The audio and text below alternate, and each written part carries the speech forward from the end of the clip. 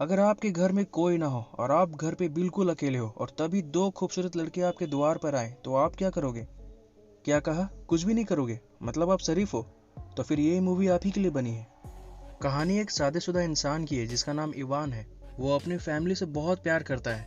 आज fathers day है। Ivan और उसकी वाइफ कैरन दोनों सोकर उठते हैं। उनके दो बच्चे उन्हें सरप्राइज देते हुए फादर्स डे विश करते हैं और पहले से फैमिली प्लानिंग हो चुकी होती है कि फादर्स डे के दिन बीच ट्रिप पे घूमने जाना है। लेकिन इवान के शोल्डर में काफी प्रॉब्लम होती है, इसलिए वो साथ नहीं जा पाता। जाते जाते कैरन, जो कि एक आर्टिस्ट है, अपने सारे काम को लुइस के ऊपर छोड़कर अपने दोनों बच्चों को लेकर चली जाती है। उस रात इवान, जो कि पेशे से एक आर्किटेक्चर है, अपना काम कर रहा होता है। तभी डोरबेल बजती है। वो दरवाजा खोलता है और सामने दिखता है दो खूबसूरत लड़कियां जो कि बारिश में भींज रही होती है। उनका नाम जेनेसिस और बेल होता है। वो इवान से कहती है कि हमें कैब ड्राइवर ने धोखा दिया और गलत एड्रेस पे हमें छोड़ दिया। एक्चुअली हम पार्टी के लिए निकले थे, लेकिन यहाँ हम लोग फंस गए। हमारा फोन भी अब काम नहीं कर रहा है। ऐसा कहकर वो दोनों उम्मीद करते कि इवान उन्हें घर के अंदर आने दे, लेकिन इवान काफी अच्छा स्वभाव का इंसान होता है और वो ये भी जानता है कि आज मेरी बीवी बच्चे घर पे नहीं है, इसलिए वो डोर पे ही पूछता है, क्या मैं आपकी कोई मदद कर सकता हूँ? इस पे दोनों लड़कियां कहती है, क्या मैं आपका लैपटॉप यूज कर सकता हूँ? हम बस अपने घर का एड्रेस निकालेंगे और यहाँ से चले जाएंगे।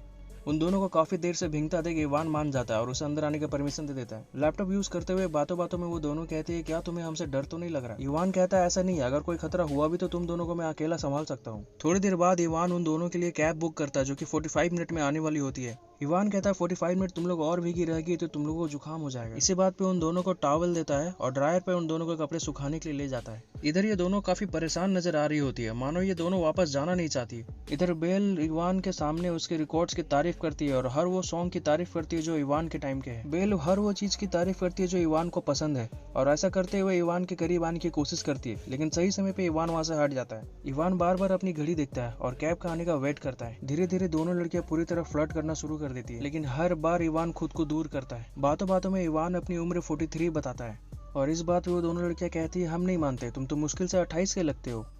थोड़ी देर बाद जब कैब पहुंचता है तो इवान उन दोनों के कपड़े रेडी कर देता है, लेकिन दोनों वापस जाना नहीं चाहते, इसलिए वो बाथरूम में चले जाते हैं।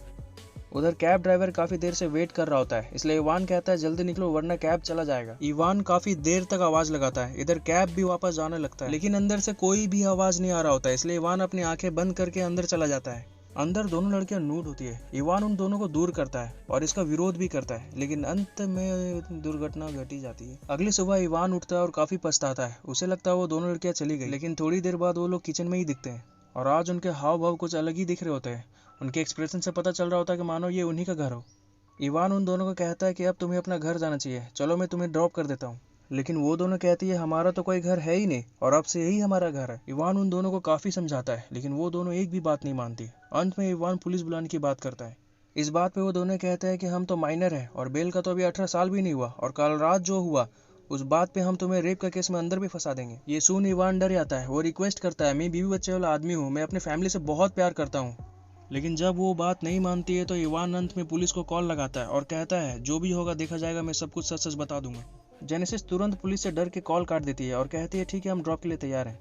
दोनों अपने घर जाने के लिए तैयार हो जाती है। रास्ते में जेनेसिस एक घर को अपना घर बताता है। इवान जल्दी से उन दोनों को वहां ड्रॉप करता है और चला जाता है, लेकिन थोड़ी देर में हम देखते हैं कि वो घर उनका अपना घर नहीं होता और वो कहीं और जाने लगते हैं। अगली रात इवान एक बुरी सपनों की तरह सब कुछ भूल जाना चाहता है और अपने काम पर फोकस करता है। अचानक कुछ आवाज आता है। वो अपने रूम से बाहर जाता है और देखता है उसकी फैमिली फोटो अब टूट चुकी होती है। इससे पहले वो उसे देखकर कुछ समझ पाता, पीछे से कोई उसके सर पे वार करता है और वो वहीं बेहोश हो जाता है। जब आंख खुलती है तो वो खुद को बंधा हुआ पाता है और सामने जेनेसिस को देखता है। इवान उसे काफी रिक्वेस्ट करता है, काफी समझा ही रहा होता है, तभी बेल आ जाती है और जब रन शुरू हो जाती है। इधर जेनेसिस साइड में खड़े होकर हर चीज की वीडियो बना रही होती है। थोड़ी देर बाद कोशिश करता करता फाइनली वो खुद को मुक्त करता है और बेल को जोर से नीचे की ओर धक्का देकर जेनेसिस की ओर गुस्से में दौड़ता है, लेकिन जेनेसिस मौका देखते हुए इंजर्ड शोल्डर पर वार कर देती है और इवान को फिर से कैद कर लेती है। अब अगले पल जब इवान को होश आता है तो वो खुद को चेयर में बंधा पाता है और फिर लड़कियां उनसे केबीसी गेम खेलती है, जिसमें गलत जवाब देने पे इवान को काफी टॉर्चर भी किया जाता है।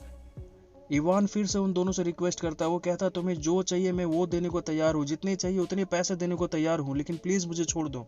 वो दोनों कहती है, हमारी तो कोई डिमांड ही नहीं है, हम तो बस तुम्हारे साथ खेल रहे हैं। इवान गुस्से में कहता है, तुम आई थी मेरे घर, ना कि मैं गया था।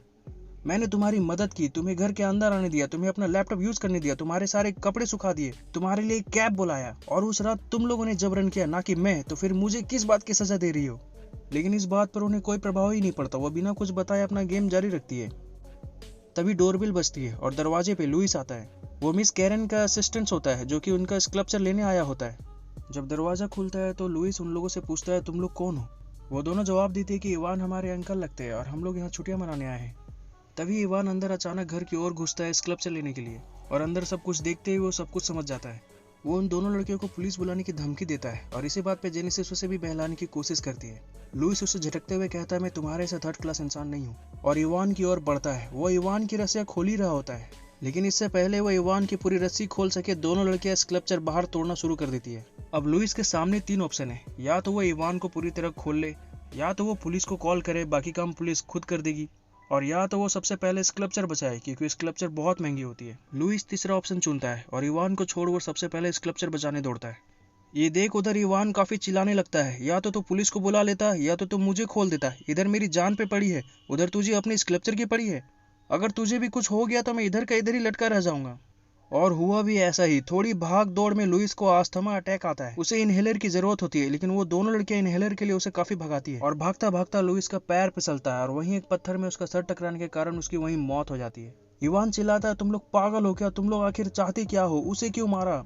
इस बात पर वो दोनों लड़कियां कहती है, हमने अभी मारा ही कहा, ये तो खुद ही मर गया। हम तो बस इनहेलर के लिए इसके साथ खेल रहे थे। इसके बाद दोनों लड़कियां बहुत चालाकी से लुइस के फोन से कुछ ऐसा टेक्स्ट भेजती है जिससे कि लुइस और कैरन के बीच चक्कर चल रहा हो, और इसलिए इवान ने गुस्से में आकर लुइस को मार दिया। अब इवान लुइस की मौत का गुनहगार भी बन चुका है। उसके बाद दोनों लड़कियां रात भर इवान को काफी टॉर्चर करती है और इवान के रिक्वेस्ट पर वो कहती है, घबराओ मत, सुबह तक हम यहाँ से चले जाएंगे, लेकिन तुम्हें मार कर। ये बात सुन इवान काफी परेशान हो जाता है। वो कहता है, मैंने ऐसा भी क्या किया? क्या सच में तुम लोग मुझे मार भी दोगी? और फिर रात भर वो दोनों लड़कियां इवान के साथ काफी तरह तरह के गेम खेलती है और उसे काफी टॉर्चर भी करती है। वो इवान को दफनाने के लिए एक बड़ा सा गड्ढा खोदते हैं और सुबह होते ही इवान को उसमें गाड़ देते हैं, लेकिन उसका सर बाहर की ओर रहने देते हैं ताकि पत्थर से कुचला जा सके। इवान ये देख कि मेरे सर को अब पत्थर से कुचल कर मार दिया जाएगा, वो रोना शुरू कर देता है। इवान आखिरी बार रिक्वेस्ट करता है, वो माफी मांगता है, वो अपना सब कुछ देने को तैयार हो जाता है, बदले में जान छोड़ देने को कहता है। इधर जेनेसिस बड़ा सा पत्थर उठाती है। इवान ये देख जोर जोर से चिल्लाना शुरू कर देता है, और ये दे मारी पत्थर। सर से सिर्फ 2 इंच दूर। दोनों लड़कियां जोर जोर से हंसने लगती है। इवान भी सोचता है, भैया ये दोनों लड़कियां पागल है, साथ साथ हंस देता हूँ, क्या पता मूड चेंज हो जाए और मुझे छोड़ दे। तभी दोनों खुद ही कहती है, तुम्हें मारना हमारा इंटेंशन तो था ही नहीं। हम वो हर इंसान से गेम खेलते हैं जो कहते हैं या फिर जिन्हें लगता है कि वो सिर्फ और सिर्फ अपने फैमिली से ही प्यार करते हैं। हम उन्हें टेस्ट करते हैं, लेकिन अंत में तुम सब एक जैसे निकलते हो और फिर हम उन सब का घर बर्बाद कर देते हैं।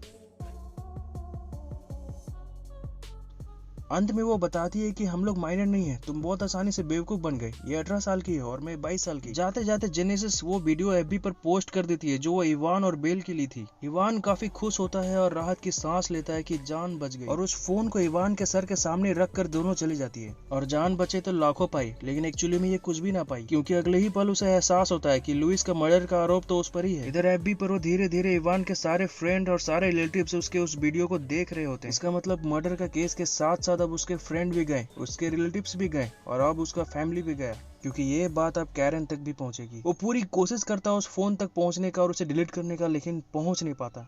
थोड़ी देर बाद अपने दोनों बच्चों के साथ कैरन घर वापस आती है और घर की गंदी हालत देखकर काफी हैरान होती है। तभी कहानी का अंत होता है और बेटा कहता है, डैड हैड ए पार्टी। अब यहाँ पर 2 मॉरल ऑफ द स्टोरी निकलता है। पहला, अगर आपके घर में कोई ना हो और आप घर पे बिल्कुल अकेले हो तो इसका मतलब ये नहीं कि आप कुछ भी करो, वरना आप बदमाश हो या चाहे शरीफ, सजा सबको मिलेगी। और दूसरा, ऐसे पागलों लड़की से हमेशा 100 गज की दूरी बना कर रखें। जाते जाते मैं आपको बता दूं, इस मूवी का IMDb रेटिंग 4.9 है। ये मूवी मुझे एवरेज लगी, लेकिन जितनी अच्छी हो सके मैंने आपके सामने पेश करने की कोशिश की है। अगर वीडियो अच्छी लगी हो तो प्लीज प्लीज प्लीज लाइक जरूर कर दीजिए, लाइक शेयर सब्सक्राइब कर दीजिए, लाइक जरूर से कर दीजिए।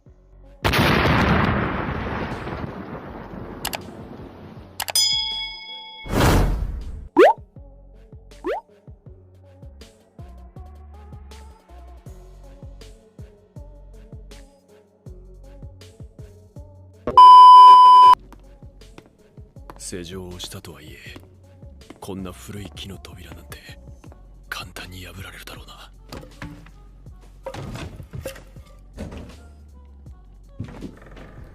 Hello?